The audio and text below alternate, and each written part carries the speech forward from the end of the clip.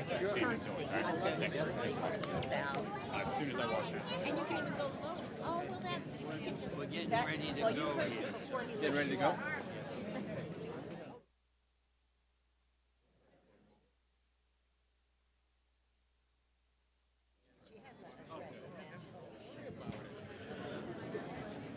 Good evening, everyone. I'm Sherman Packard, one of your state representatives from Londenderry. I'm the House Speaker Pro Tem, and I'm here tonight with my full endorsement of Governor Christie, and all I can say is Iowa's over, and now it's up to us in New Hampshire to make sure that you're all here to see tonight is the next President of the United States.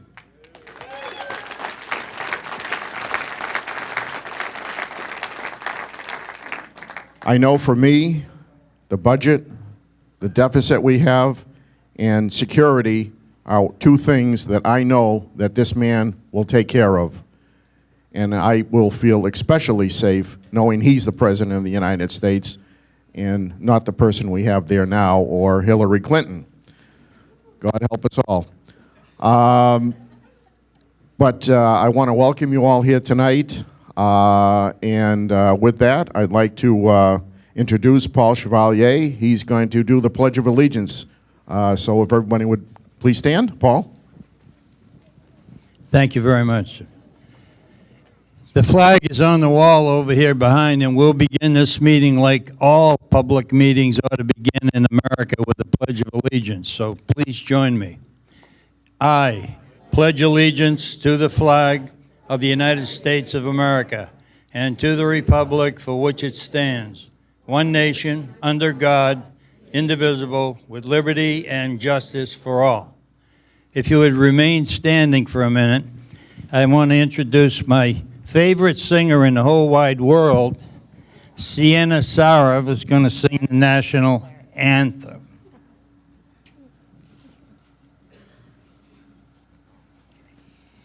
Oh, say, can you see by the dawn's early light what so proudly we hailed at the twilight's last gleaming, whose broad stripes and bright stars through the perilous fight.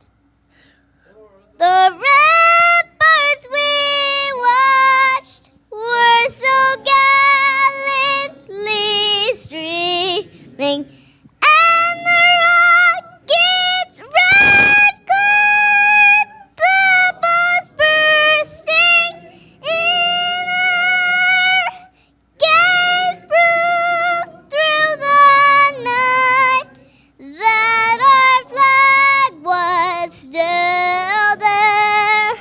Oh, say does that star-spangled banner yet wave o'er the land of the free and the home of the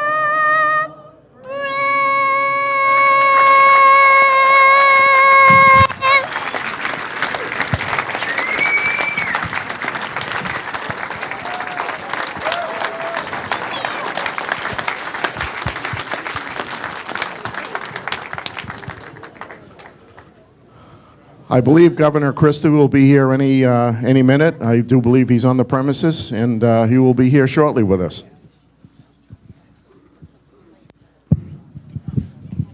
Sometimes the town ain't pretty, but you know it ain't so bad. Just like a girl looks so happy when inside she's so sad. And here we got this code of honor, know what's going down. You don't walk in vain through the kids' parade, 'cause this is my hometown.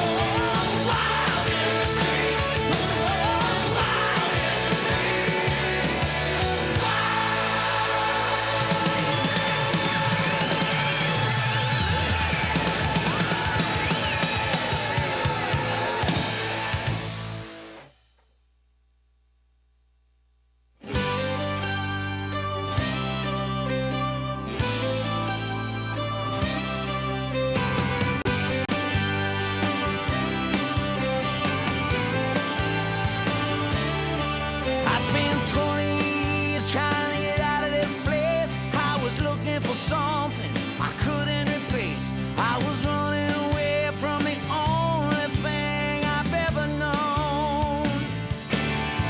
Like a blind dog without a bone, I was a gypsy lost in the twilight zone. I hijacked a rainbow and crashed into a pot of gold. I've been there, done that, I ain't looking back on the seeds I've sown. Saving times, spending too much time on the telephone. Who says you can't go home? Who says you can't go home? There's only one place they call me one of their own. Just a hometown boy, born a rolling stone. Who says you can't go home? Who says you can't go home?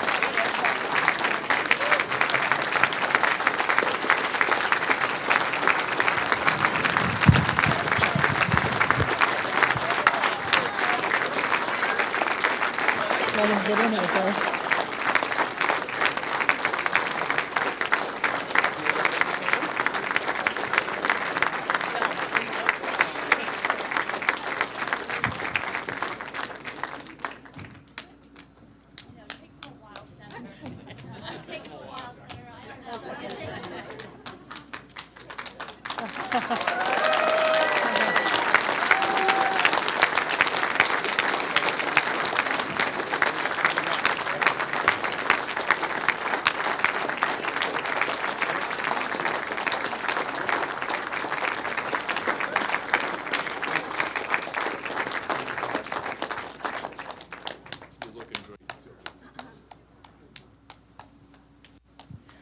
Hello, everyone. For those of you who don't know me, I am State Senator Nancy Stiles from the Seacoast. And while I have been watching the governor for the last 18 months, it was yesterday that I made my decision to step on board to try to see this man be in the White House where we know we need to have him.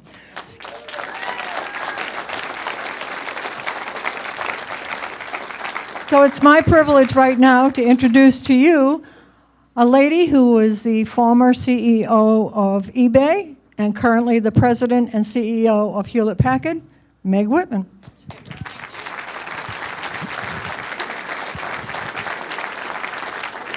Thank you very much. I am delighted to be here this evening with you in New Hampshire. I did not grow up in New Hampshire, but one of my most favorite memories was my father and my father was a huge influence on me, would come up and we would hike in the summer from Long Island. We'd come up to New Hampshire for a week, just daddy-daughter time. And so I have such incredible memories of this state, and I am thrilled to be back here. So I'm also very thrilled to be able to introduce my good friend, Chris Christie. So I've known Chris for about 6 or 7 years. I first met him when I was the CEO of eBay, and he was the governor of New Jersey, newly elected. And we've been friends for that period of time. And then many of you may know I ran for governor of California on the Republican side, which is very difficult in California. And he came out and campaigned for me and was a great coach and mentor. And when he announced he was running for president, I was one of the first people to sign on. Because our country is facing a number of different challenges today, isn't it? You know, our standing abroad, the economy, the threat of terrorism. It's going to take an extraordinary leader to lead America out of the challenges that we face today. And I think that Chris Christie is by far the best candidate that we have to lead America into the future.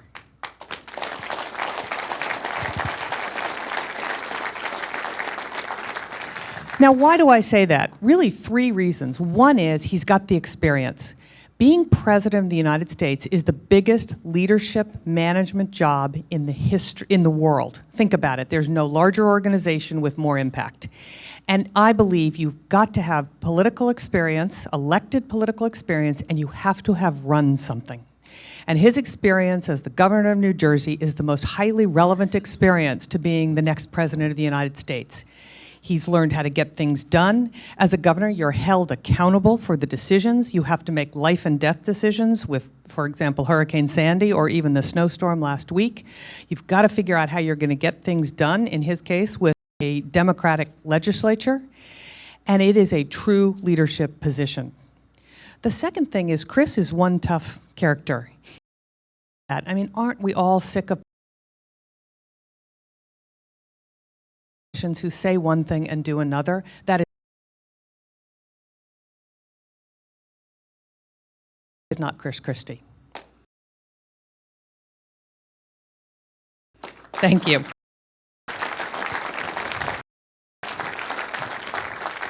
But here's the last thing that I love about Chris. Not only does he have a spine of steel, he has a heart of gold. He really, really cares about each and every one of you and your families and your children and your friends. He wants to make America a better place for all of us, to create a great economy, to rebuild the military, to keep us safe from terrorist attacks across the globe and in the United States. So I'm thrilled to be here tonight. Let me introduce to you the next President of the United States, Chris Christie. All right. All right, all right. Thank you all very much. Great to be back in Londenderry. And thank you for taking the time to be out here tonight. We got 7 days to go. 7 days to go. Here's the good news. In 7 days, you will be rid of us. We will be off your television sets. We will be out of your mailboxes. We will be leaving you alone, at least until August or so, when we come back here, because New Hampshire is going to be a really important swing state in the presidential race, and a really important state for us to make sure that you keep your United States Senator Kelly Ayotte. Really important to make sure we re-elect Kelly. So I have a few acknowledgments to make off the top. I want to thank Senator Stiles for her support and her endorsement here in the last week of this campaign. It means a great deal to me to have her support, and I'm happy to be campaigning with her this week, and I thank her for that. And I've got like speakers everywhere here. Donna, welcome. Former Speaker of the House, Donna Sitek. The Speaker Pro Tem is here, and I appreciate you being here. And the chairman of my campaign in New Hampshire, Chairman Wayne McDonald, has been with me right from the beginning. Wayne, thank you. 1 week to go, buddy. We're going to put the pedal to the metal. It's time now. 7 is a lucky number, absolutely. Well, that's good. Well, we're ready to start the good luck tonight. So I just want to talk to you about one quick thing off the top, and then spend the rest of the time taking questions from you. I think that's always the better way to do this. You know, 4 years ago, I had a lot of people from all different parts of the country come to me and ask me to run for president. Now, I had been governor for about 18 months at that point in New Jersey, and I have to tell you, it was a fairly heady experience. You had people from the First of the Nation primary state coming to call on us and talk to us about running for president. We had a group of folks from Iowa who flew in a private plane to New Jersey to come and urge me to run for president. Henry Kissinger picking up the phone and inviting me to New York and asking me to run for president. It's very heady stuff. But here's what I knew. I knew 4 years ago I was not ready to be president of the United States. And I thought to myself that the only thing worse than running for president and losing is running for president and winning when you're not ready. It's like the dog who caught the garbage truck, right? And they can't figure out what the heck to do with it once they catch it.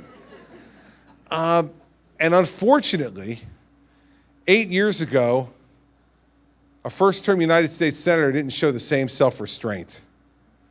So Barack Obama saw a political opportunity, and believe me, I saw the political opportunity 4 years ago, much smaller field, weaker field.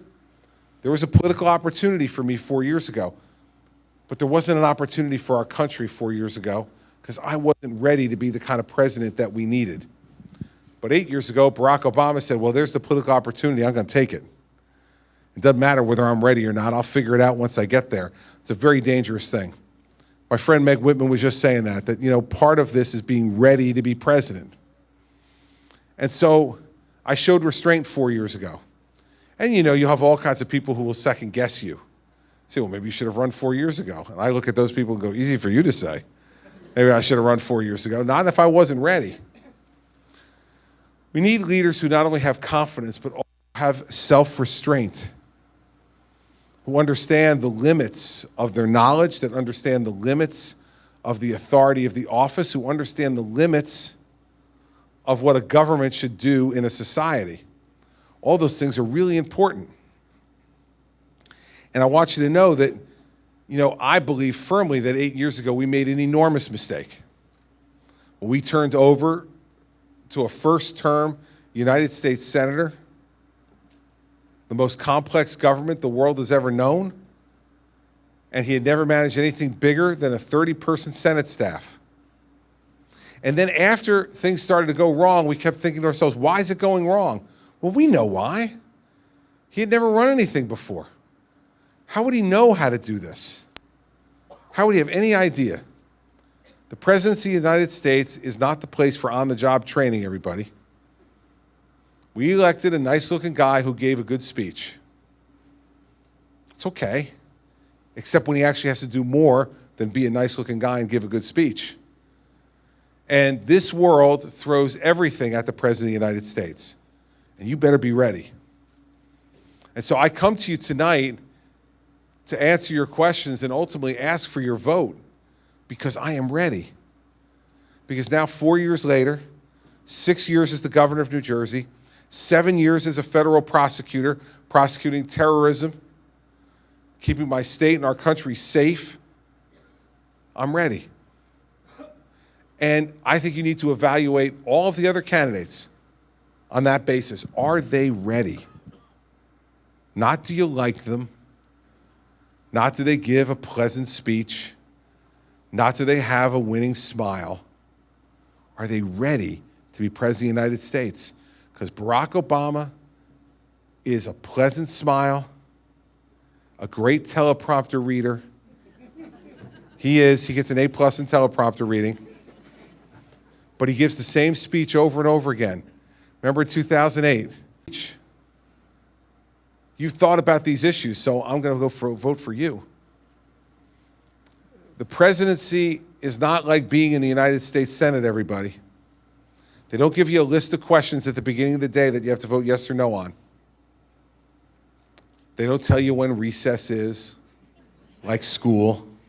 I'm looking at this guy up here. You know, what grade are you in? 4th? Okay. So let me tell you, you and I can agree. Make a little room. I want to come see my friend here. So here's the thing. We can probably agree, me and you. What's your name? Matthew. All right, Matthew, I'm Chris. Nice to meet you. So here's the thing. Let's see if you and I can agree that the United States Senate is just like grade school. So I'm going to ask you some questions, and then I'm going to ask them if that's just like the United States Senate, okay? So in school, do they tell you what time you have to be there? No. They don't tell you what time you have to be in school? Like you show up whenever you want? Yes. Really? What school do you go to? So some mornings you show up at 7:30, some mornings 8 o'clock, some mornings 9 o'clock? Really? No. My man Matthew's playing with me here. What time you have to be in school, Matthew, to be there for your first class? Do you know when you're supposed to be there? Yes. Okay. They tell people what time they have to be on the floor of the United States Senate, too. Just like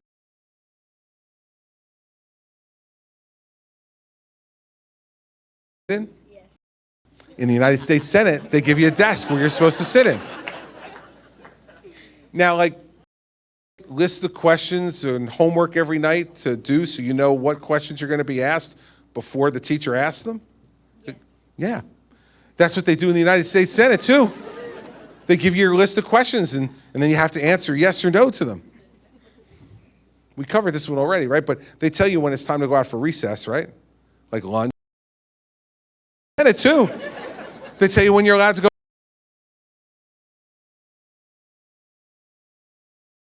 to school, right? They tell you vacation, and you don't have to go back there anymore for a few months, right? Yes. Yeah, they do that in the United States Senate, too. Thank you, Matthew. You're a man. All right, so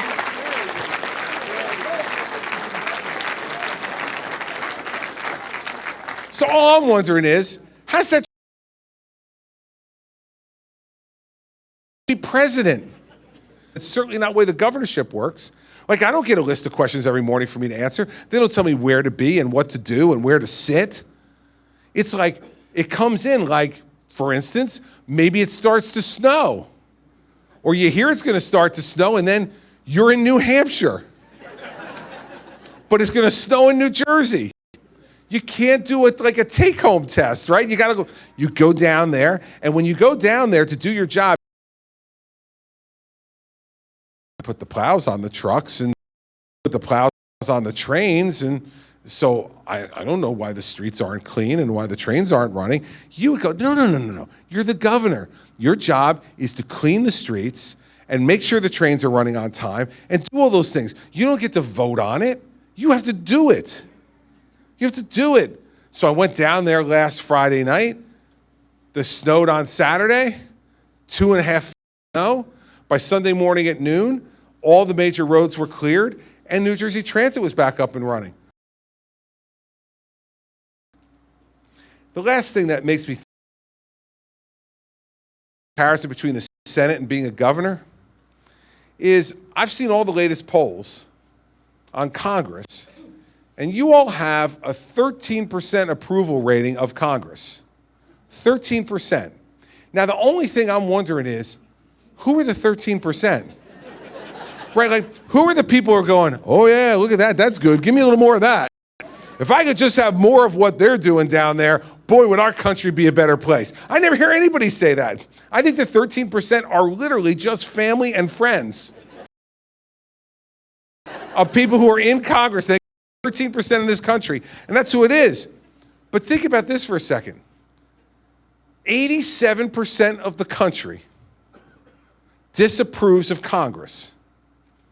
And the Republican Party is considering nominating for president 2 guys who serve in Congress. Like, do we want to lose?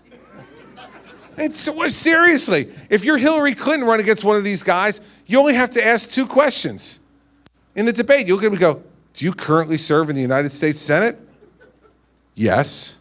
I rest my case. Thank you, everybody. Good night, right?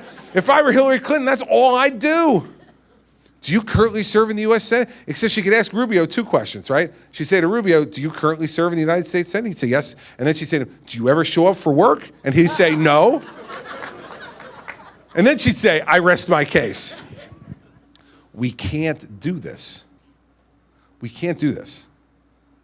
We need to nominate somebody who knows how to do this job because they've done it, because they've been through the fire, because they've made decisions, because they've been held accountable for those decisions, because they know that everything can go sideways at some point, and if it does, you got to turn it right side up.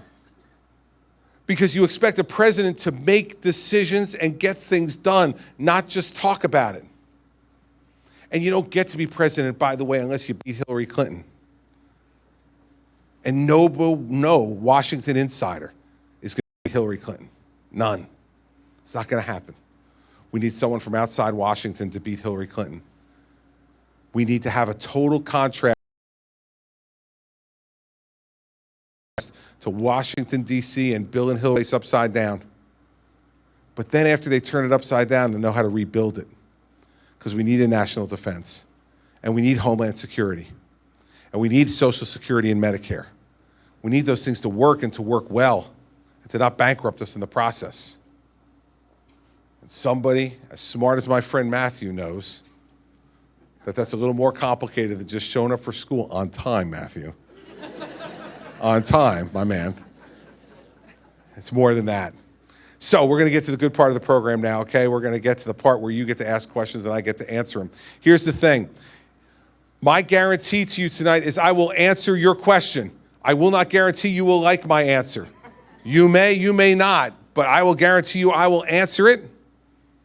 And there's one other thing I'll guarantee you. When you leave, you will not be confused. You will not walk out and say, geez, I wonder what he thought about that. I wonder if he's got any opinions about those issues that were brought up. I wonder if I really understood him. I speak plainly and directly. I will plainly and directly answer your questions. And in the process, I hope that I win your support and your confidence. So we'll see what happens. By the way, there's one person I forgot to introduce, which I must introduce before I go on. My wife of nearly 30 years and the First Lady of the state of New Jersey, my wife, Mary Pat.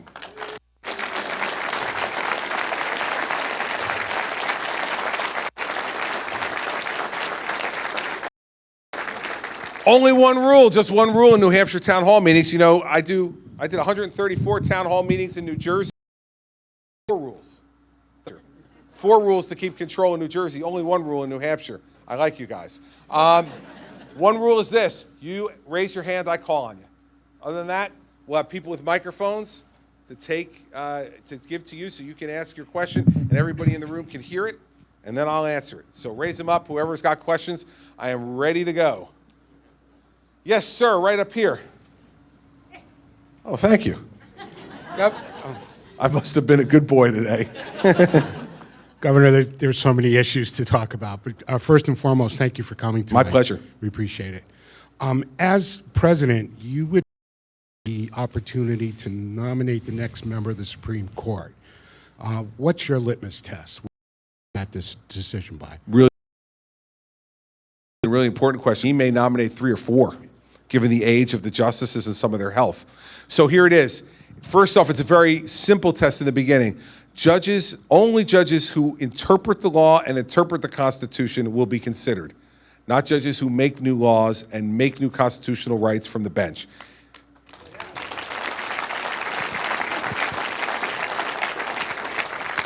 Here's why. You're the one who make new constitutional rights, not anybody else. And the Congress and the President are the ones who are allowed to make new laws. You can kick us out.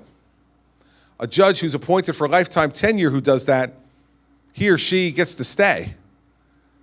That is really anti-democratic, small d, and not something that we should permit. Now, to be more specific with you about it, I have one particular justice that I'm a big fan of, and I'm going to try to appoint people just like him. My favorite Supreme Court justice right now is Justice Sam Alito. Now, I like Sam for a few reasons. First, he's from New Jersey, and we like that. Second, Sam had used to have. I was U.S. Attorney for New Jersey. Sam was the U.S. Attorney before me. And then President Bush 41 nominated him to the Third Circuit Court of Appeals. And then President Bush 43 put him on the United States Supreme Court. If you read Justice Alito's opinions, you'll come to 3 conclusions. He's a quiet, consistent conservative. Not a lot of flash, not a lot of adjectives, but he knows the role of a judge. And he is consistently conservative. And I know him and I trust him. So what I would do if I got my first vacancy is I would call Justice Alito and I'd say, Justice, could you please come to the White House for a meeting? And I'd say to him, I want a person with a paper trail, not one with no paper trail. I want one with a paper trail. And so tell me the 5 circuit court judges whose opinions you read all the time that come up to the Supreme Court who are the most like you.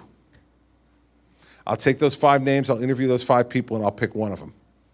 And then I'll know I'm going to get the same kind of quiet, consistent conservative that Sam Alito is. And if we do that on the court, depending upon who we're replacing, we can really change the course of our country. So that's the way I would handle it.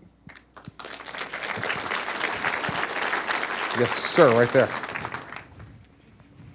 They're going to come bring you a microphone. Thank you for taking my question, Governor. Sure. I live right up the road here, and I am a New Hampshire resident, by the way. Good. I'm relieved. Yeah. I'm not speaking to anyone, by the way, for the next week who does not live and vote in New Hampshire. Okay.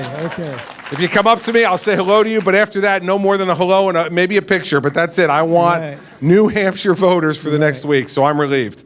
Well, okay, so I'm a U.S. Navy veteran. And, Thank you for your service. Thank you. And I was on a ship called the USS Okinawa during the Cuban Missile Crisis. As you know, some of you who are too young don't remember perhaps, that was a very tense time when the Soviet Union was bringing in missiles, nuclear missiles into Cuba. I was 19, and at times I thought I wouldn't live to see my 20th birthday. I was that tense. Now, we're in a situation today where the government has a plan to modernize our nuclear weapons. And that's the nuclear triad, of course. And, you know, we're reading about the new generation, which would be more accurate, more deadly, and perhaps even more first strike capability. Seems to me spending $1 trillion when we know that this will actually not make us safer. I have a question coming up here. And the Chinese regulate that. And so we're back into a nuclear arms race. Now, with that $1 trillion, I'm going to ask you, can't we spend some of that on upgrading our cybersecurity?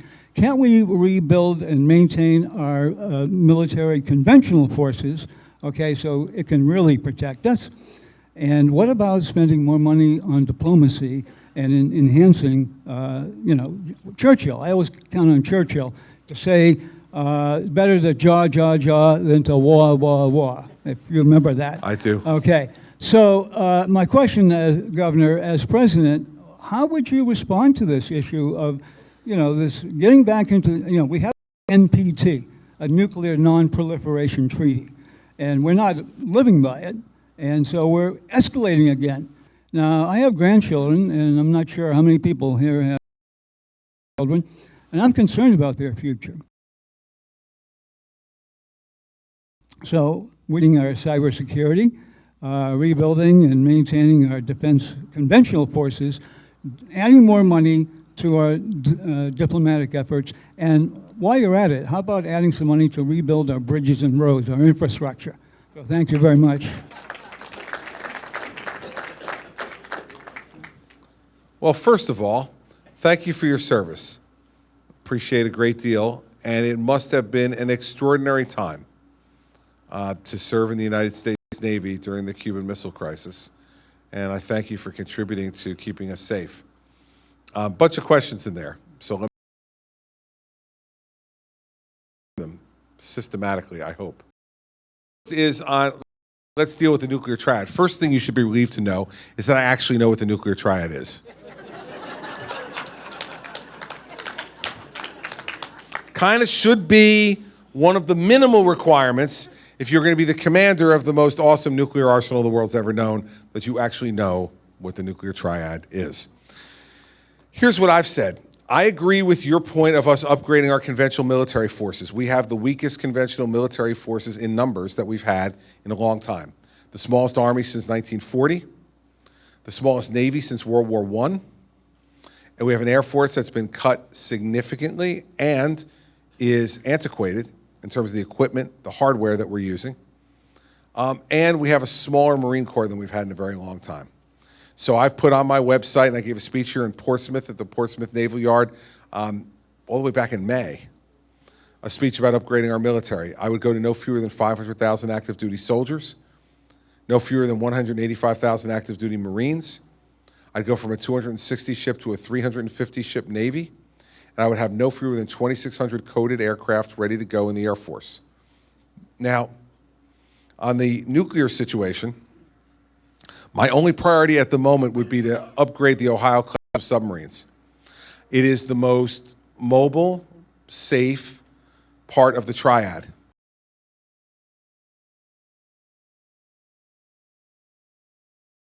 Because I don't think that your call for some measure of diplomacy in that area and a return to non-nuclear proliferation is something we're going to need after what this president has done with Iran. And so I don't think we can just talk about it. We also have to live an example. So the only part of that $1 trillion plan that's been laid out for modernization that would be a priority of mine would be the upgrade of the Ohio class of submarines. I do think that we need to upgrade our infrastructure. And the way I would do it is this. I want to cut the corporate tax rate, since we have the highest one in the world at 35%, to 25% and eliminate a whole bunch of loopholes and special interest giveaways to be able to afford to pay that in the corporate code. But we also have a double taxation problem with our corporations, specifically that American corporations who have business outside the U.S., they pay taxes outside the U.S. for the profits they make. Then when they want to bring those profits back to the U.S., we tell them, like North Korea, that you have to pay tax again. So what do? They keep the money outside the U.S. We have $2 trillion plus outside the U.S. right now in corporate profits that they haven't brought home. So here's what I'd do. I'd say to all of those corporations that have it, we're going to end double taxation, but before we do, you have to bring the $2 trillion home. And we will only tax you at 8.75% on the $2 trillion, one time. And then no double taxation going forward. And I'd take that 8.75% of $2 trillion, and I would dedicate that money purely to infrastructure in this country.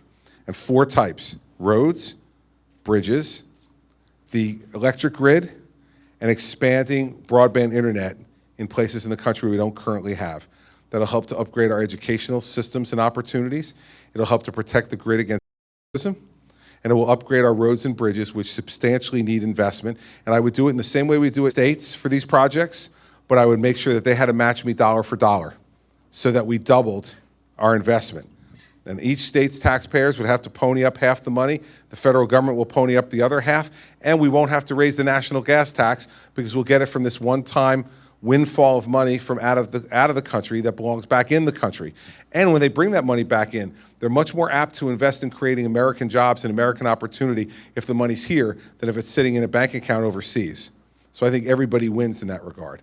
I think I got all your questions. I think. There's a lady over here. Yes, ma'am. Hello, Governor. I was wondering if you'd given any consideration to the IRS.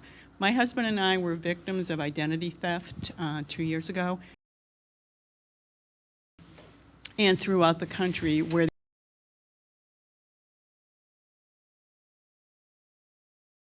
this is just paying this money for people that are, confiscating your Social Security number, and the money is gone and it's untraceable.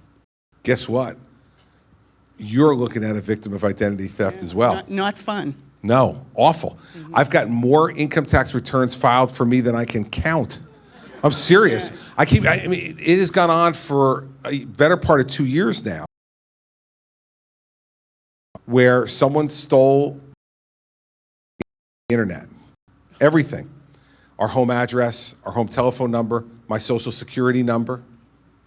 They have everything. Not to mention that the Chinese then hacked the Office of Personnel Management and got my Social Security number and my fingerprints from the federal government. So I'm an open book, everybody. So I know how difficult this is, how annoying it is. You have people filing tax returns on your behalf and they're getting refunds, they're making up false numbers. And as much as you have to interact with the IRS on this, it seems as if they don't care. And they should care, they have to care. So I've given thought to it. It's interesting that you ask, because I've given thought to it not only as a governor, I've given thought to it as a personal matter as well. And what we need to do is to significantly upgrade. They had a little problem with the computer system, you might remember, at the IRS. Servers crashing for emails that they didn't want to be able to find about, investigating and persecuting conservative nonprofits. But I think we need to upgrade their computer systems. And one of the things that we need to do is to put much greater emphasis on cybersecurity at the Internal Revenue Service. All of our most private personal information is there. And when people steal your identity, they not only can file all those things, but they also can get access to a lot of information that they have business knowing and they can use to cause other problems in your life with your credit and all the rest of it. So I definitely think one of the investments we need to make is to make the IRS small. My tax plan will make them significantly smaller. There will only be two deductions.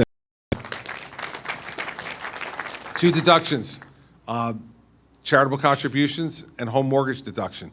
Other than that, all the rest of them go. So we're going to be able to get rid of a lot of people at the IRS. And with that money, I want to use that money to upgrade their computer systems and their security systems so that people don't go through the things that you and I have gone through, because they're incredibly unpleasant, incredibly time-consuming, and incredibly costly to the American government. All three of those things are bad things, so that's what I would do about it. All right.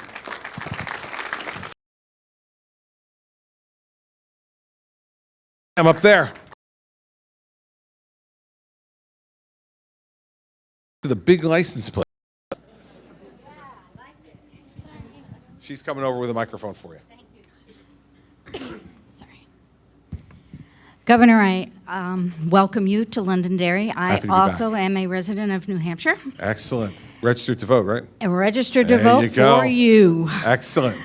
You mentioned that there were 87% of Americans displeased with the Congress that has done nothing for 8 years. As our new president, going into a Republican Congress and Senate that can't get along, what are you going to do? Because you need those people to help you to move our country forward. Yep.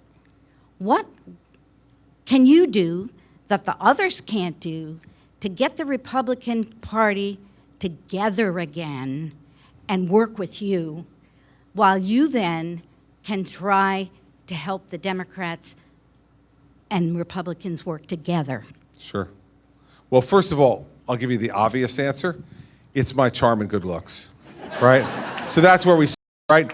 And so I just wanted to get that. I know you understood it. We were kind of, right, yes, half, all right? So I knew you and I were making a, I could feel it, I understood it, but I didn't, for the others who didn't get that. So my charm and good looks to start. And that's only half joking. Here's the thing. I've spent the last 6 years of my life working with a Democrat legislature in New Jersey. 24-16 in the Senate, 48-32 in the lower house. I mean, I'm not even close. They dominate the legislature. So when I became governor, I had a decision to make. Was I going to fight with them all the time, or was I going to figure out a way to work with them? And I decided the latter. And part of the way I've figured out to work with them is you got to develop relationships with them. This is still a personal business. We don't create anything. We don't manufacture anything. We govern. And those personal relationships matter. They matter. And if you don't, I'll give you the advice I got, political advice I got one day from my boss when I was the U.S. attorney. He didn't mean it to be political advice, but it turns out it was. He was the Deputy Attorney General of the United States at the time. And that's the person you report to directly when you're U.S. attorney. He is now the director of the FBI. His name is Jim Comey. And Jim worked for the Bush administration as a U.S. attorney in Manhattan and then as the Deputy Attorney General. And now he's the FBI director under President Obama. And he was in my office one day when I was U.S. attorney, and we were talking, and after he got done, I said, so Jim, you're leaving now, where are you going? And he said, I'm going to the New York Times editorial board. I said, Jim, you work for George W. Bush and John Ashcroft, and you're going to the New York Times editorial board? Do you have a death wish? And he looked at me and said, no, Chris, you don't get it. He said, I'm going to the New York Times editorial board because it's much harder to hate up close. It's true. See, one of the things I'd get rid of in Congress, if I could persuade them to do so, is that area, you know it, you see it on TV all the time, that area in a hallway where they set up all those microphones, and then the Republicans or the Democrats separately walk up to those microphones and they beat the tar out of each other. Then they walk away, say it's the Republicans first, they walk away, then the Democrats come in, a chance to respond and beat the tar out of them. Here's the way I would change that. I would set up 2 banks of microphones and make them do it at the same time. I would try to bring New Jersey sensibilities to this thing. I'm not laughing about that. See, in New Jersey, what we say is, you can say anything you want about me, as long as you say it to my face. Look me in the eye and tell me where you think I'm wrong. Look me in the eye if you think I'm doing something great. But look me in the eye and tell me, because it's harder to hate up close. We've allowed our politics to be filled with hate. And it doesn't need to be. Yes, I disagree with Nancy Pelosi on almost everything. But let me guarantee you something. If she's Democratic leader of the House when I'm President of the United States, I'm inviting her on the Air Force One whenever she wants. She can steal the M&Ms if she wants. I don't care. All right? She probably would. And if she did, that's fine. But I'd invite her because every time she spent 15 or 20 minutes with me, what she would realize is I'm a good person. And I'm doing this for the right reasons. And even though we may not agree, she'll learn that when I give her my word, I keep it, even if it hurts me politically. And I would encourage her to do the same. It's worked in New Jersey. Now, it doesn't mean it's perfect. This president of the state Senate, who I've dealt with for the last 6 years now, a guy named Steve Sweeney, he's a Democrat, and by the way, he's the president of the Iron Workers Local. A real wallflower, shy and retiring guy. A union leader, and we get along famously. Doesn't mean we don't fight, we do. He's called me some awful names on the front page of the newspaper, like names that even a guy from New Jersey would not repeat his company. But When the door closes in my office and he's sitting at that conference table with people of the state. So we've capped property tax. We've reformed the pension and benefit system together. We reformed teacher tenure together. We cut taxes for businesses together. We reduced the budget together. We balanced 6 budgets in a row together. Not because we agreed on everything in those documents, because we didn't. But we agreed with enough, each of forward rather than obstruct, to do this. And you know who taught us this the best? Ronald Reagan. You watched how Ronald Reagan handled Tip O'Neill and how Tip O'Neill handled Ronald Reagan. They didn't agree on everything. But you know what? Ronald Reagan knew he had the greatest home field advantage in the world. We all supply the President of the United States with the greatest home field advantage in the world. The White House, Camp David, Air Force One, Marine One. Good toys. Really good toys, right? I don't care who you are and how many, and I've been to the White House many, many times. I don't care who you are. When you walk through that gate and wing of the White House, if your heart isn't beating through, and I don't care who the president is.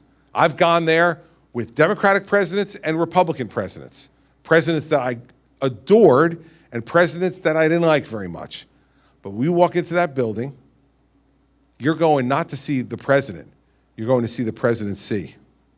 And everything that means from George Washington to Barack Obama and everything in between. You got to use that home field advantage. I use it in New Jersey. I have my office in the State House. It's the same office where Woodrow Wilson sat. And so I got a picture of Woodrow Wilson, who I'm not a huge fan of, but he's a pretty good guy. And by the way, following his footsteps, 104 years ago, he ran for president, and he did okay as the sitting governor of New Jersey, right? So it's all right. In that part, I like Woodrow Wilson. But I have a picture of in my office. And every time I invite legislators in there, I put the picture in a strategic place where they kind of look and they go, oh, what's that over there, Governor? Oh, so come here, let me show you. I walk them over and I say, that's Woodrow Wilson. And you see there's the desk, and there's the same wall right there, and there are the doorways right there. It's the same. Woodrow Wilson sat right here. Same place I sit as governor. And they look around and they're like, could be me. I could be next. I could be next. And when they're in that mood, compromise becomes easier. I'm not an awful person at that moment. I got my arm around them, showing them my Woodrow Wilson picture. I'm a good guy then. That doesn't mean I'd make a deal with every senator or every assemblyman. Some of them, but more than not, they will. And it's the same approach I'll take as president. Fly them around in Air Force One. I'll take a little helicopter ride on Marine One. Come out for the weekend to Camp David. Whatever you need. Mary Pat will want to kill me. Who's coming for the weekend to do what exactly? But she's been used to that now. She's been used to that's the way I do business for a long time. That's the only way for us to fix this thing. We got to make it human again. Yeah. And by the way, this is both parties. This is both parties. And you know what? There will always be some Republicans and some Democrats who will resist. But if you form a grand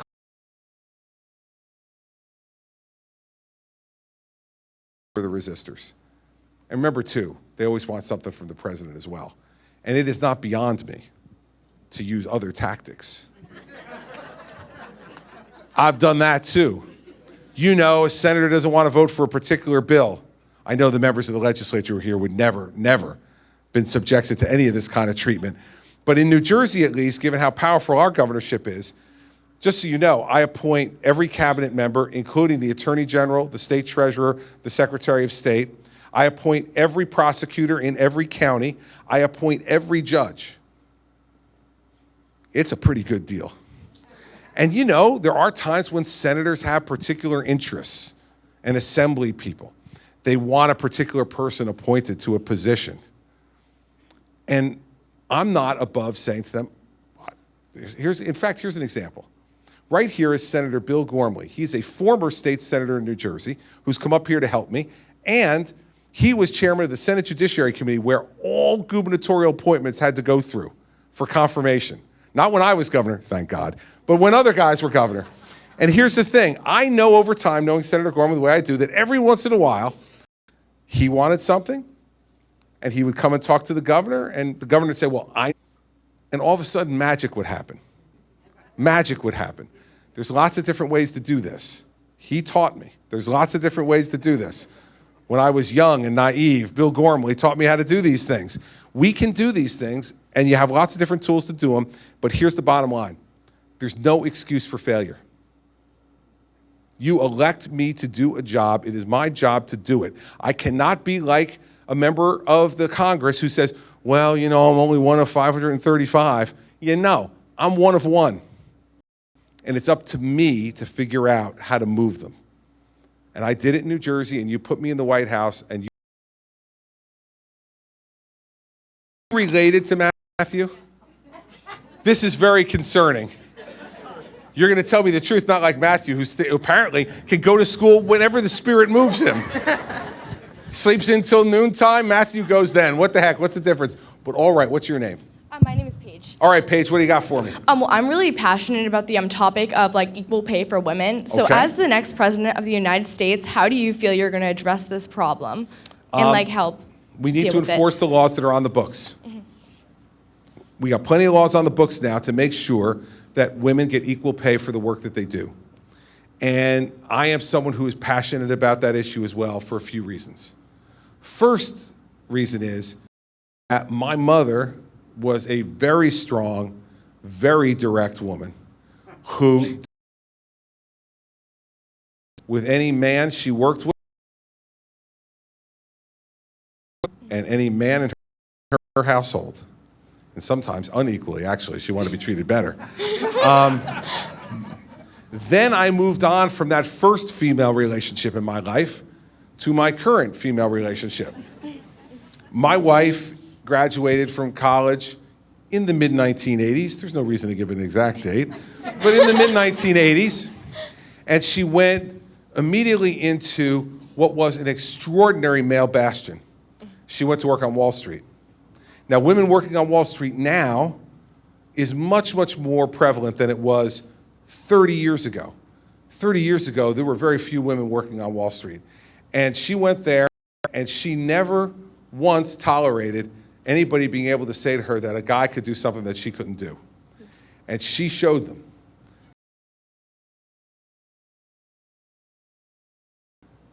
That not only should equal pay for be the rule. For 30 years, I've been married to Mary Pat. This March 8th, 30 years. Thank you. Believe me, that applause was for her. And every year, I mean every year for the past 30 years, Mary Pat Christie has out-earned Chris Christie. Every year. Every year. Another bit of proof about what I'm passionate about, whether it's equal pay or better pay. I'm passionate about it. 2 daughters. Sarah's 19 and Bridget is 12.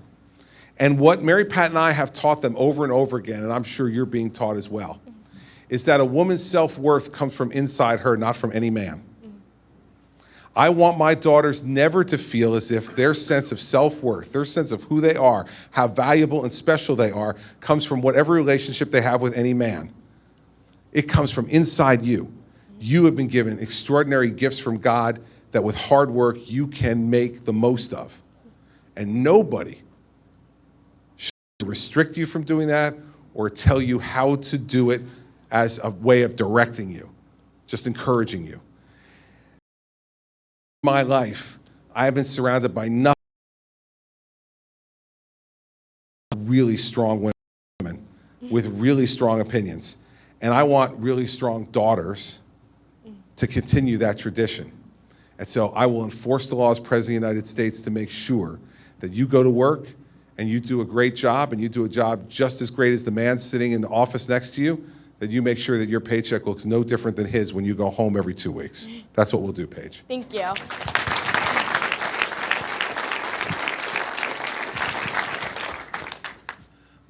By the way, you go to school on time, right? Good. Talk to Matthew, would you? He's getting a little iffy on when to go to school. I'm worried about him. Be a strong woman, Paige. Make sure, all right? Governor Christie, president of Londenderry. And by the way, you forgot the Coast Guard earlier. I'm sorry, sir. You're right, I did. I served under Ronald Reagan. He was my commander-in-chief. And I know, and this is going to bring you right into the ISIS thing. I know if today, ISIS would have been was. And I really believe that. He was no prisoners take type of guy. What will you do as president to take care of ISIS? Well, first, let me agree with you on Reagan. Don't ever forget, because we're having lots of problems with the Iranians now. Don't ever forget that they took our hostages, they paraded them around and humiliated them, they burned our flag, they chanted death to America, and they held our people for 444 days. And when did they let them go? The day that Ronald Reagan put his hand on the Bible and took the oath of office.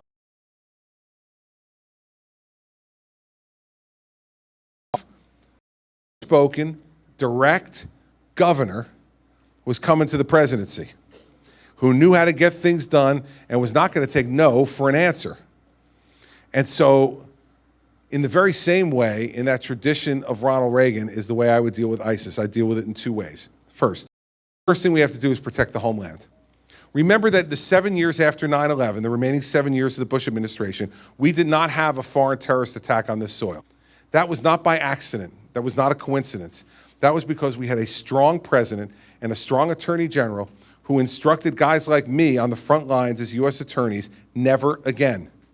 Use every tool at your disposal, do everything you have to do to make sure that another American is not killed on American soil by a foreign terrorist organization. They told us to do it, and we did it.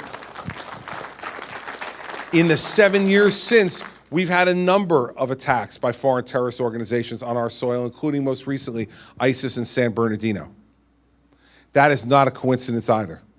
This president has weakened our military, he's weakened our intelligence community, and he has weakened America's image for toughness and directness around the world because he has vacillated and he has capitulated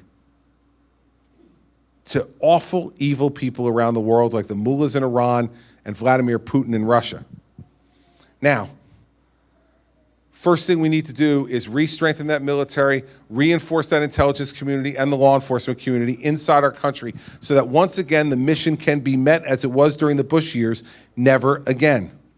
No loss of American life on American soil from a foreign terrorist organization. So the first thing I would do is give our intelligence officers more tools, give them more members, and let them know every day that the President of the United States has their back. Go do your job in the dark and dirty world we're sending you into. Go do your job, and if you do your job with the Constitution, this president will have your back every minute of every day in any way that I have to support you. Second, we have to form a coalition around the world. America can't fight ISIS by itself, not because we couldn't defeat ISIS by itself, but because we shouldn't have to. Parisians now know they have skin in the game. Turks now know they have skin in the game. Folks from Indonesia now know they have skin in the game. We need to put together a grand coalition of NATO allies and Sunni Arab allies who know that ISIS is in their neighborhood and getting closer. And we need to say to them, listen, we're all in this. America will lead, but it will not do it on its own. One, because it's not fair for us to have to do it on our own, and two, because it'll be less effective. Less effective is, then ISIS will say, well, it's just the coming after us. It'll help them to recruit more people. If it is multinational, we not only will have more forces to lead, but we will have a great argument to make to people around the world that this isn't just America going after ISIS. This is the world saying that this kind of conduct, the use of violence to impose your religious beliefs on other people, is unacceptable and will not be allowed to stand in the world. Those are the two things I do with ISIS. And believe me, by the time we did both those things, more Americans would be safe. So we have to get to work, and I get to work president in doing those things. Okay.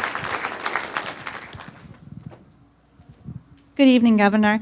I have a question on education. Sure. But before I ask you, I have to very nicely embarrass my husband because I just found out today that he was just named the #1 innovator globally in the world for the top pharmaceutical company in the world. He beat out 100,000 employees, including the CEO. So I'm very proud.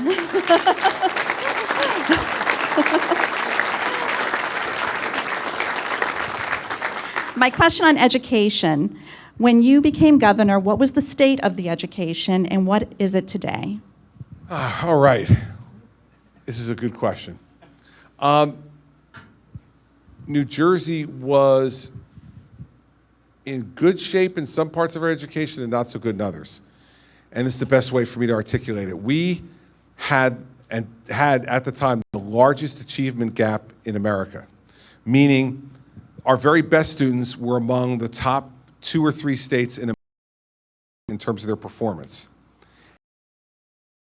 That our very underperforming students were among the 2 or 3 bottom states in America.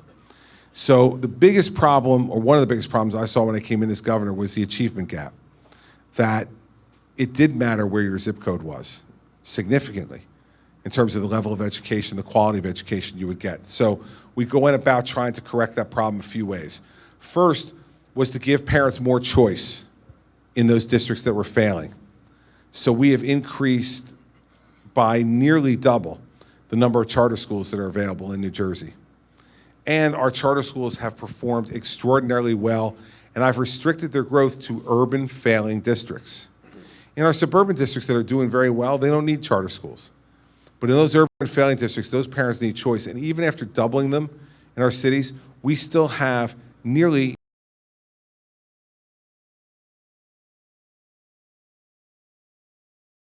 in closing the achievement gap with charter schools. We still have more work to do in that regard. We spend more money today on K-12 education than we ever have in New Jersey's history. Part of that is because of the support to charter schools. Part of it is an increase of funding to our K-12 traditional public schools. And so I'm proud of the fact that even in a budget where we have reduced spending by $2.3 billion in discretionary spending from 2016 to 2008, they spent $2.3 billion more in 2008 than we spend today. We still have increased education funding every year but our first year as governor, so 5 of the last 6 years. I've had a big fight with the teachers union. It's a fight. The reason is this: a school district in our state had a teacher who over the last 2 years was late to school over 100 times. We know anything about that, would you, Matthew? And so the school district fired him. The teachers union defended the teacher, grieved it to an arbitrator, and he was reinstated. The teachers union exists to do 2 things: exert political pressure and protect the worst of their members. You see, the best of their members don't need protection, because great teachers, man, we carry them out on our shoulders every day. We're so excited and happy to have great teachers. It is the ineffective teachers that are protected all the time by the teachers union. So I've had some number of fights with them over the course of the last 6 years. I don't apologize for one of them, and I think all of them have better informed the public of what we need, which is greater accountability, and it was one of the ways we got teacher tenure reform. We're now a teacher in New Jersey. If you have 1 year of a failing evaluation or 2 years of a below average evaluation, you can lose your tenure. No one should be guaranteed a job for life after 3 years on the job. And if you're doing a good job, no one's going to fire a good teacher. It just doesn't happen. Not enough of them. And so the educational system in New Jersey, I think, is better off today than it was 6 years ago. It's better funded today than it was 6 years ago. There's more choice for parents than there was 6 years ago. And I'm still fighting with the teachers union. But we got to continue to do that, because I want kids' futures to be first, not the comfort of adults. And to your husband, Good job, man. Well done. Congratulations.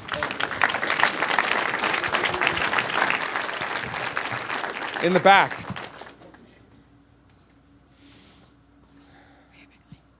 There we go. Governor, I had a question regarding foreign policy and specifically North Korea. As you know, North Korea is now capable with long-range missiles, having missiles come hit the U.S. too. So I was wondering, as president, what would be your plan to really, keep us safe, protect us from those missiles, and also, as well, the North Korean government, they are a government that keeps their people in fear, and they they keep them in fear by putting them into labor camps and death sentences and public executions. And so, what exactly do you think is U.S.'s involvement, and what would you suggest to do with North Korea? A few things. First off, we need to ratchet up sanctions on North Korea. We need to make it even more painful for them than it is already. Because their testing of nuclear material and nuclear weaponry is unacceptable. Second thing is, when I become president, with the president of China. Now, China is the most important international relationship we're going to have in the 21st century. They're an economic power, nearly our equal. They are a growing military power, and they are, because of their population, if for no other reason, a significant world power. And I'm going to talk to the Chinese president about what kind of relationship he wants to have. He's using cyber warfare to hack into our computer system. He's building islands in the South China Sea to try to intimidate Korea and Japan and others. And he's allowing North Korea, a rogue nation, which is not only developed, but is now enhancing their nuclear capability, both in terms of the size of the bombs they have, the number of bombs they have, but also, as you mentioned, the ballistic missile capability to be able to deliver those a much greater distance than they ever have before. We know the Chinese have great influence over the North Koreans. The Chinese play cute sometimes about how much influence they have or don't have. We know they have a lot of influence. And so my message to the Chinese president, you can handle this problem. Your choice. You want me in your hemisphere militarily? Then do nothing. You don't want your hemisphere militarily, and I would understand that, then do something about this guy. But enough's enough. He is going to cause a calamity somewhere in the world. And he is already causing a human rights. The United States president permit that type of existential threat to the American people. So he's going to have a choice.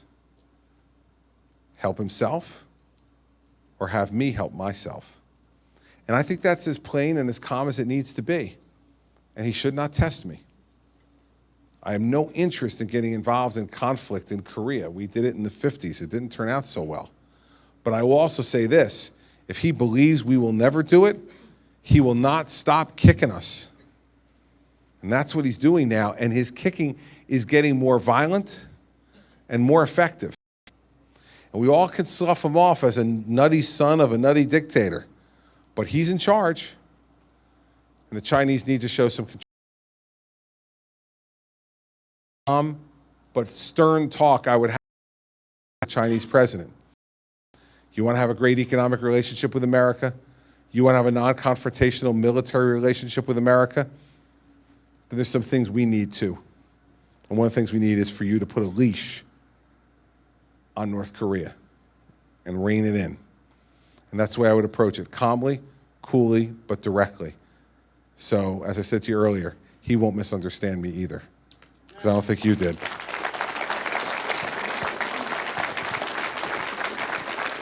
Yes, sir, right there. I had a question about immigration and what your policy is. You're going to build a wall.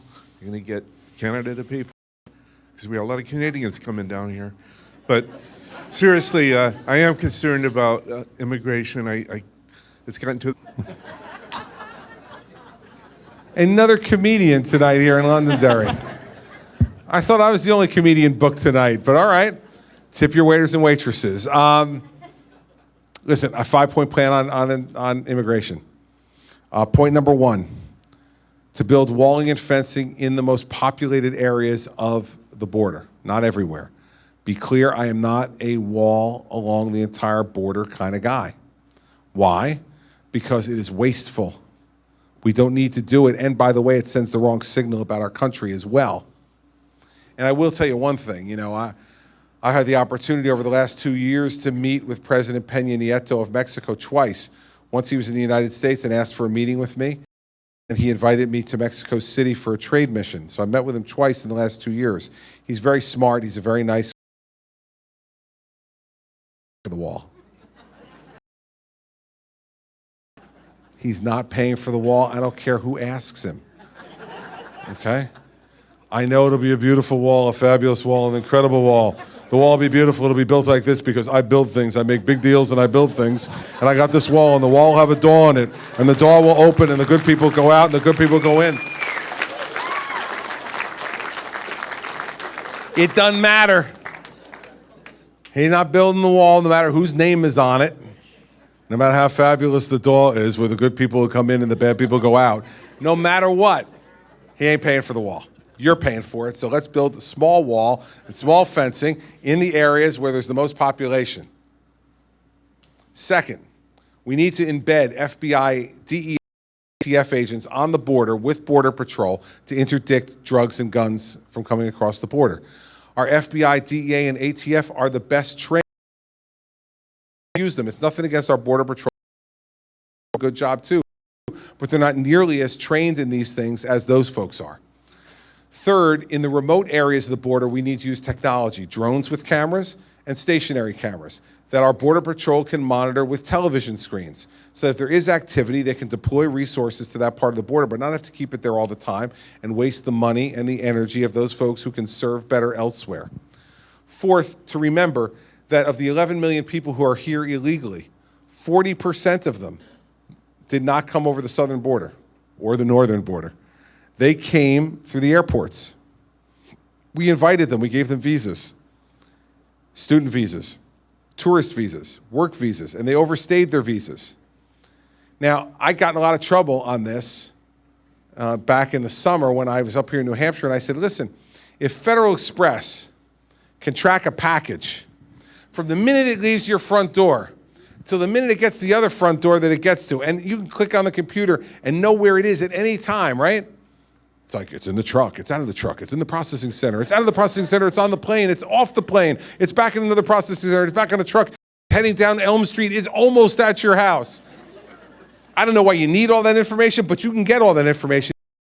Come in here on visas. Of course, when I said this, the press got all over me. They said, Christie wants to track immigrants like packages. No. No, in English, this is called an analogy. An analogy. That if the technology exists to do that, the technology exists to track people. I had a CNN reporter who actually said to me, are you planning on putting chips in people's arms, Governor, when they enter the country? No. Do you intend to put barcodes on their foreheads? No. See, we don't need chips in our shoulders or barcodes on our foreheads because we already have barcodes. They're right there. Every person on their fingerprints. So my plan is this, biometric visa screening. When you come into the country on a visa, you have to give us your fingerprints, and we put those fingerprints into a database. And then anytime anyone tries to access significant purchases or resources in this country who are visa holders, they have to give their fingerprints. And they match them up in the database. And if they discover you've overstayed your visa, they call law enforcement and get you out now. Not let you wait, but get you out now. Now, you know, this isn't that hard to do, but we should do it. And if we do it, you know, it's kind of like if you invited me for Christmas and I came for Christmas dinner to your house. Then a few days later, you went up to the guest room and I was still there. You'd be like, Chris, I wanted you for Christmas dinner, but not for 3 days afterwards. Get out. We want to continue to welcome people to this country, but we do not want them to stay over the time we've welcomed them for. We want to continue to be an open and welcoming country, but we don't want to be taken advantage of. And a biometric visa tracking system will help us lessen that. Lastly, every employer in this country should have to use E-Verify. And if after using you made off the person, that'll get their attention. Because the only reason they're hiring people illegally is because they want to make money. That's fine, I got no problem, I'm a capitalist, I want them to make money, just make it legally. If you break the law, we're going to enforce it against you. Those 5 steps are smart, they're achievable, and they're affordable, and they would really help to secure our border and end the problem we have in this country. And those are the 5 steps that I would take on immigration.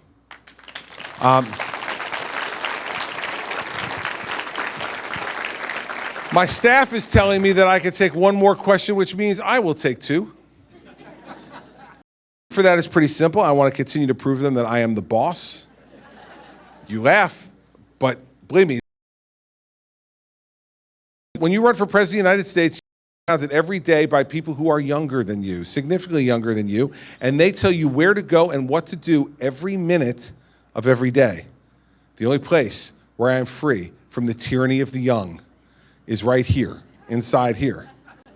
And so, my man Matthew left. Guess school's early tomorrow morning for Matthew. Get home and get into bed, brother. 2 questions. We'll start with that lady up there. I'm Matthew's teacher. He has a math test tomorrow. There's a math test tomorrow. Okay, so let's clear this up once and for all, right? Like Matthew's got a definite start time, right? He's there every day. Yeah, all right. Bit of a wise guy, is he? Maybe a little. Maybe a little, all right. Math test tomorrow, okay. Yeah. Well, I'm glad Matthew went home to get ready. Yeah, I'm sure that's what he was doing. I am also a New Hampshire voter. I'm wondering about Common Core, of course. I'm also wondering about what you think, what your thoughts are about the Department of Ed.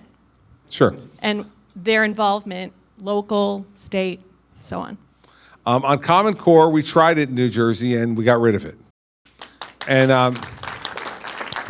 And the reason we did was because parents hated it, teachers hated it, and students hated it. So if you're trying to do something in education and parents hate it, and teachers hate it, and students hate it, probably.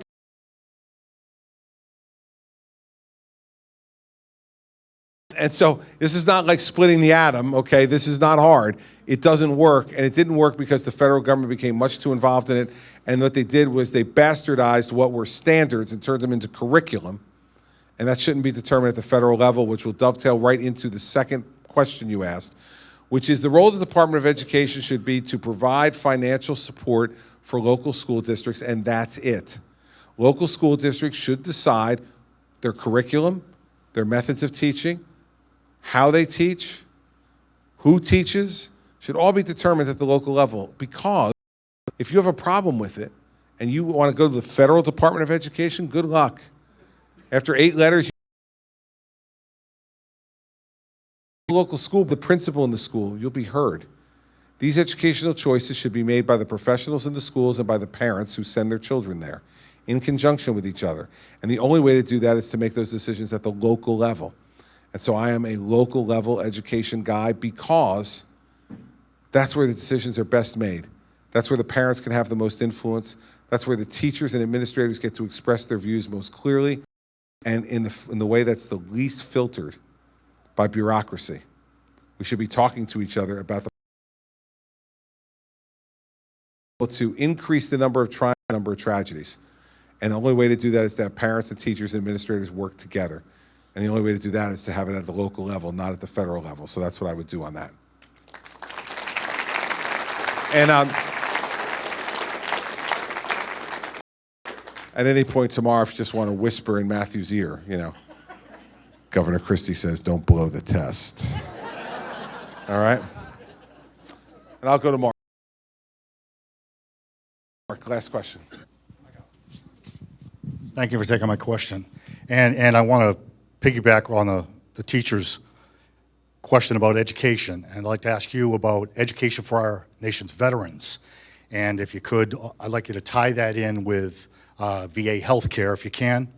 And I just want to throw a little tidbit on, if I may. The veteran, the service member, goes on active duty, goes through a 12 two-year curriculum to become a master at their trade. When they come out of the military, there's no certificate waiting, there's no equivalency where they can go right to work. And I'm not talking about truck drivers and 18-wheelers, and we need those, of course, but we're talking about dental techs and people that are high proficiency that I would like to see something of that nature to the IT people, where somebody brought up cybersecurity. They're already in the military, they're already working on the federal level. They're not getting the pay because they don't have that degree. So I'm hoping maybe you can share with us your vision for, and on the backside, they're not using their VA benefits, saves the federal dollar. If there's a through Rutgers, UNH. A few things. Let me tell you on the back end of what you talked about, what we've done in New Jersey. I think I've now signed a half a dozen different bills on different disciplines that military men and women come out of the military with, and not truck driving, but other disciplines, including nursing and others, where they can become immediately licensed in New Jersey based upon their military service. That just makes sense. They shouldn't have to wait. Yeah, I had one guy bring this to my attention. He was working on repairing heavy vehicles and tanks, was part of his job in the Army in Iraq. He came back and they told him that he had to go through courses and have a waiting period to get a license to be able to do the same thing in New Jersey. I'm like, if the guy was fixing heavy equipment and tanks in Iraq, I think he could do an oil change in New Jersey, My guess is he's already more than proficient.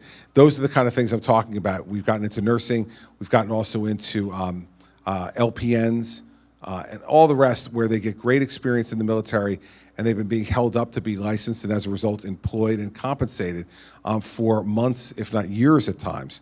And that's just unfortunate and inexcusable. So we've changed that in New Jersey, and I think we can change it all across the entire country, and we should. On education, this is personal to me. My father, a veteran, and he went to college, the first person in his family ever to go to college, because of the GI Bill. Because he came home and he worked when he got home. My grandfather died when my dad was 16 years old. My dad graduated from high school at 16.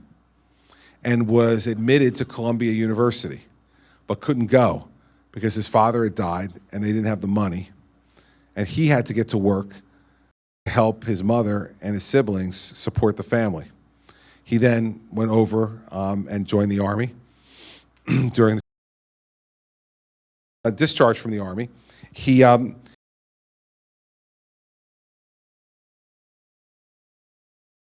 cream plant in Newark, New Jersey.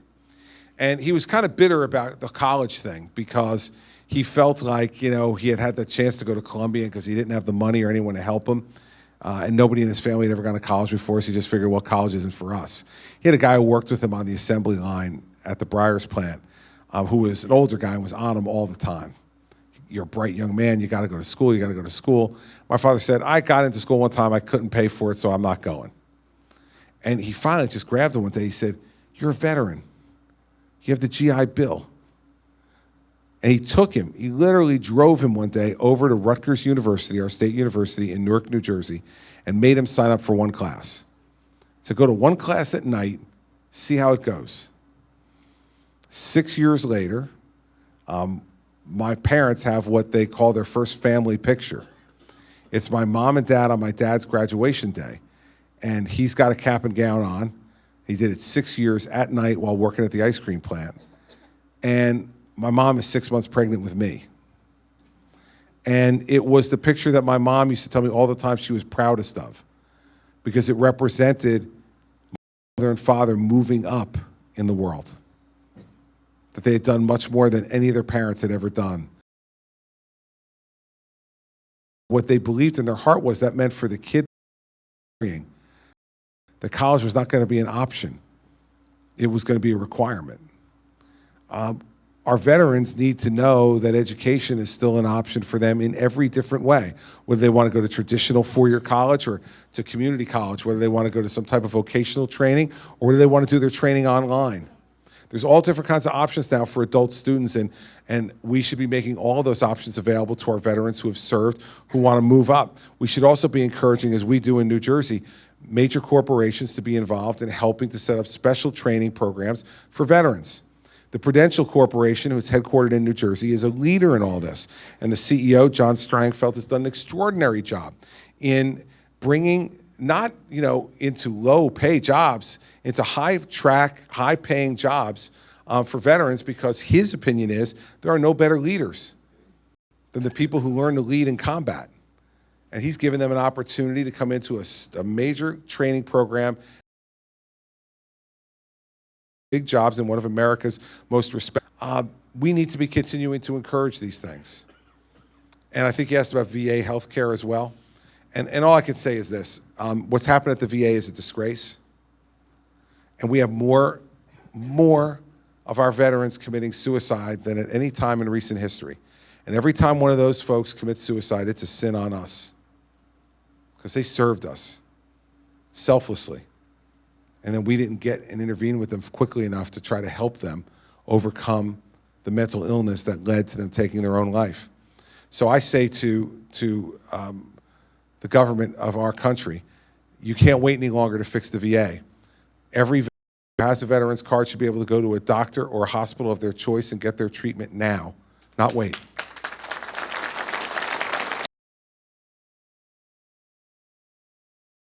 Long-term fix is I will hire the best hospital CEO in America and ask them to give up 2 years of their life for their country. Because the VA is now a hospital system. And with all due respect to the admirals and generals, we don't need another admiral or general in charge of the VA. We need a hospital executive who knows how to run a hospital system and get it working. The head of the Cleveland Clinic, the head of the Mayo Clinic. We have great, great folks in this country. And if they're asked to sacrifice for the men and women who have served, I bet you they will. And then we'll fix that over the next 2 years to fix the VA so that we keep its expertise in both everything from prosthetics to mental health and everything in between. So that's what I would do on that. All right.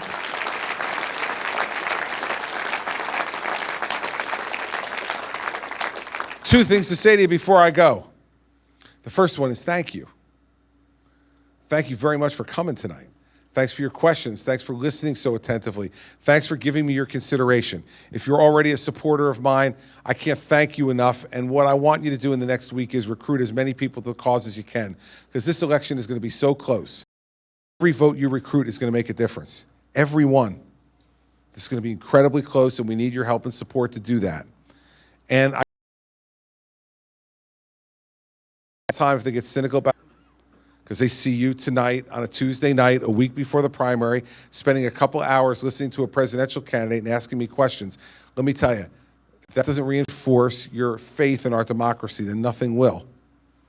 Second thing I want to tell you is this. A few days ago, Mary Pat and I had the town hall meeting in Burlington, Iowa. And just like this one, about the same size. And a gentleman raised his hand, and I called on him. Then he stood up and he said, Governor, I'd like to know what your attitude is going to be and how you're going to conduct yourself as Commander-in-Chief. And I want to let you know this is personal to me, because 4 months from now, we're sending our oldest son to our... And he sat down. And when he sat down, it drew my eye to the person next to him, and it was his wife. And she...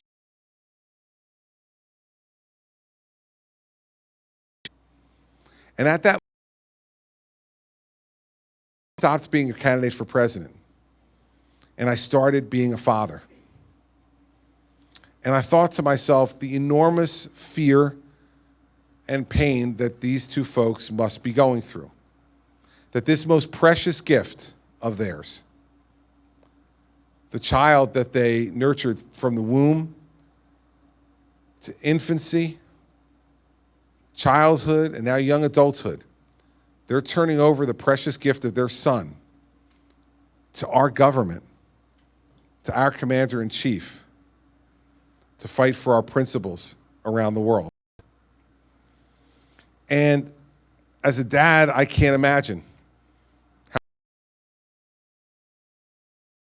Looked around the room, what I noticed was there were at least 3 veterans in the room. I knew they were veterans because they had their baseball caps on that signified the conflict, the war that they had engaged in. There was one gentleman in a wheelchair who's 90 plus years old, who's a World War II veteran. There was a second gentleman who told me later he was 82, and he was a veteran of Korea. And then there was a third gentleman who looked young, and he had on an Iraqi freedom hat. And what I thought when I looked at those guys is I thought about who were the men who sent them into war. For a World War II vet, it was Franklin Roosevelt and Harry Truman. For our Korean veteran, it was Harry Truman and Dwight Eisenhower. And for our Iraqi freedom vet, it was George W. Bush. Now let's put aside for a moment any political disagreements you may have had or do have with any of those gentlemen. I think the one thing we can agree on is those were folks who took their responsibility as commander-in-chief in a way that was serious and sober and responsible and understood every time they made a decision they were putting someone in harm's way. And so here's what I want to suggest to all of you with respect when you go into the voting booth on Tuesday. I'd like you to imagine that that mother and father are standing on either side of you when you go into that voting booth. And that you're going to have to look them in the eye when you make your vote and say to them, I believe, fill in the blank, whoever you're pushing or marking the ballot for, that I believe that person is the best person to be commander-in-chief to protect your son's life. See, that's what this election is really all about. I know it's been an entertaining campaign. Believe me, I've been entertained too at times. Had quite a crew, haven't we? Governors and former governors, senators and former senators, business people, and a character. We've had it all. And I've been entertained, and I've laughed a lot too. And I know some of you have laughed in front of your television sets or listening to your radios or when the mail comes in the mail, and you say, I can't believe some of the stuff that's been said or is being said. I can't believe some of the things these people are actually promising. And it's okay to be entertained by this. But showtime is over. Showtime is over. It's game time. And when it's game time, you want serious players on the field. And believe me, it's game time for that mother and father. Because when they kiss their son goodbye and send him off to war, they want to know that the commander-in-chief who is going to be there to protect him and to try to make sure he gets home whole, alive and whole, physically and psychologically, is a person who is prepared, who is ready, who you will be proud to have as the symbol of our nation, the personification of what America stands for, that the words that come out of his mouth and the actions that he takes will not only protect that young man and his family,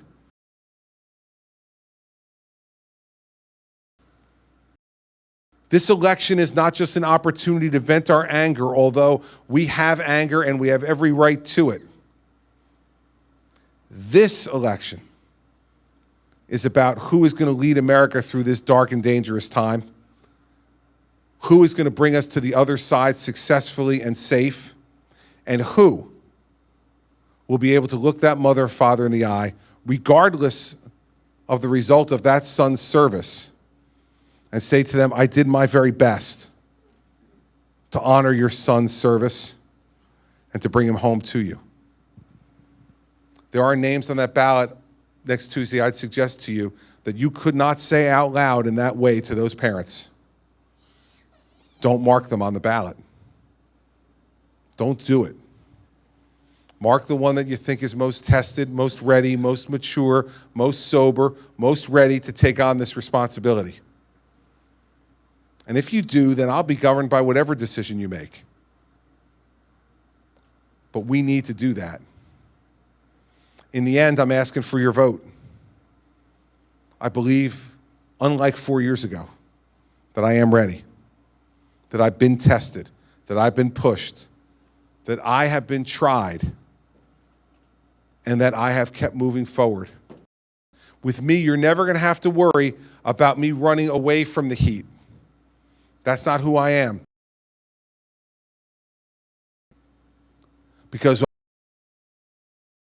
I know when I'm doing something of consequence, and there's no other reason to ask for this job than to want to do something of consequence for the country that's been so good to me. And so I ask for your vote on that basis. I ask for your consideration of support. And I urge you that no matter who you're going to vote for, to get to the polls next Tuesday, make sure you vote, make sure your voice is heard, and I would be honored and privileged to have your support. Thanks for coming tonight. I appreciate it.